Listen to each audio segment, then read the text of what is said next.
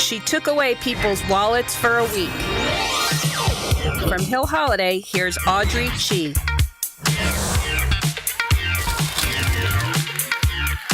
Hi, everybody. Hi, everyone. I'm Audrey, and hope you guys all have been having a great time at mediaFWD so far. I'm here to share a little small social experiment that we did here. So, in the last 4 to 5 years, we've really seen a lot of digital payment platforms and peer-to-peer apps, kind of like Venmo, Apple Pay, and Google Wallet, really be everywhere that we look. But the question here today is, how pervasive are digital payments really in our daily lives?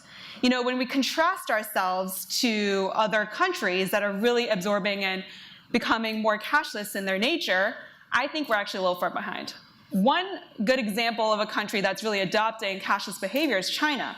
So in China, you see platforms and apps like Alipay and WeChat really be transforming people's behavior.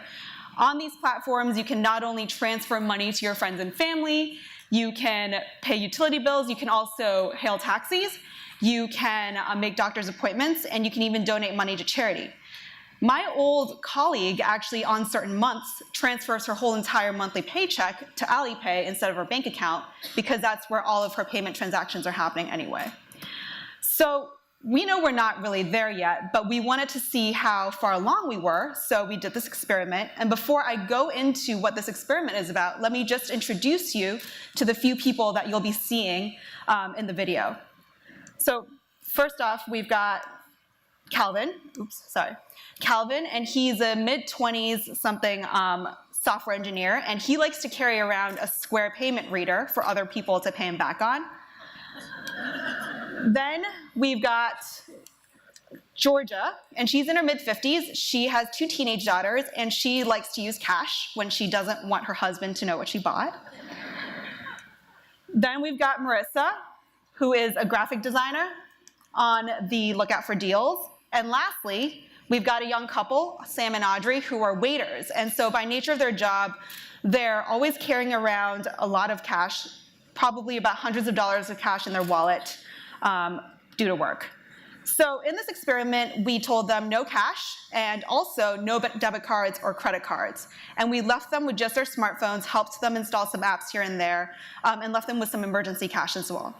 And the whole objective of this experiment was really just to see how we were becoming as a cashless society and how people were adopting cashless and cardless behavior. So let's see how their week went. So it's day 1. I forgot to charge my phone last night, so already off to a great start. And I am about to leave my house without my wallet. Got just my ID in my pocket. I already feel a little bit naked without it, but we'll see how things go.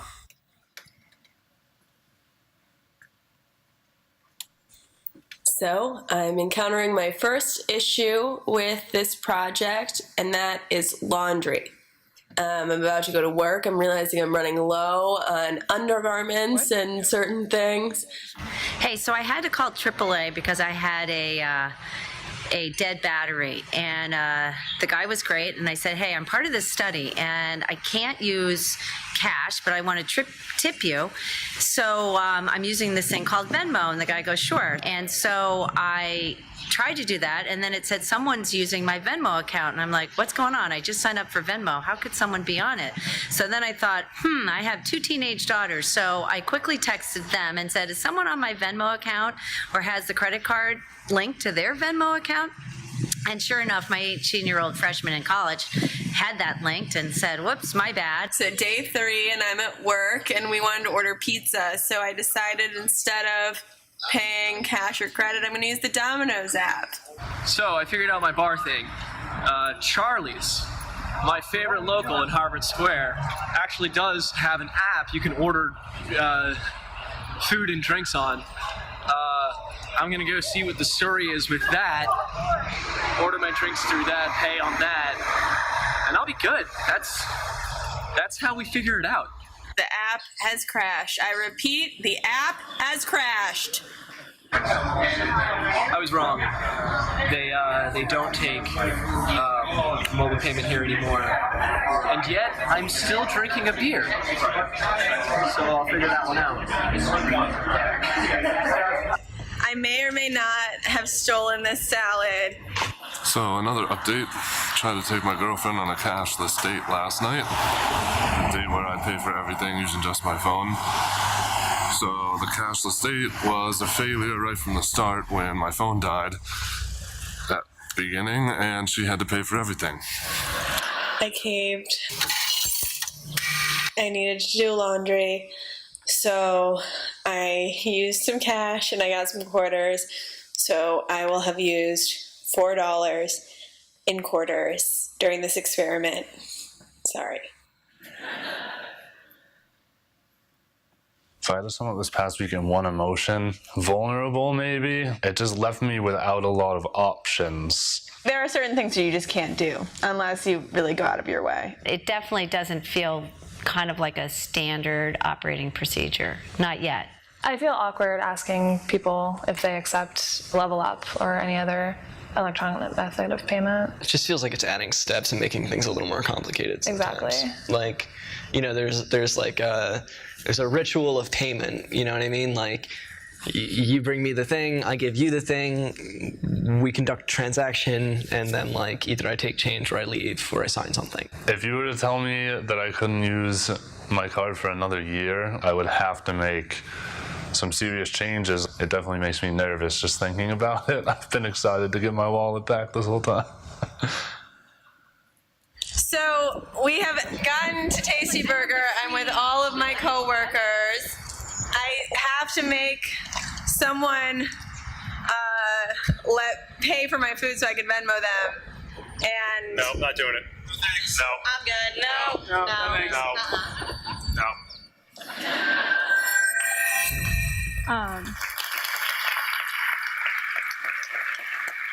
So, as you guys can see, clearly everyone failed. We're not really there yet, and even though we think we see platforms like Apple Pay and Venmo be everywhere that we look, you know, people had a hard time finding it and using it, and even the people that we thought would do really well, you know, the 20-somethings that are used to using their smartphones with everything, had a hard time finding it and using it.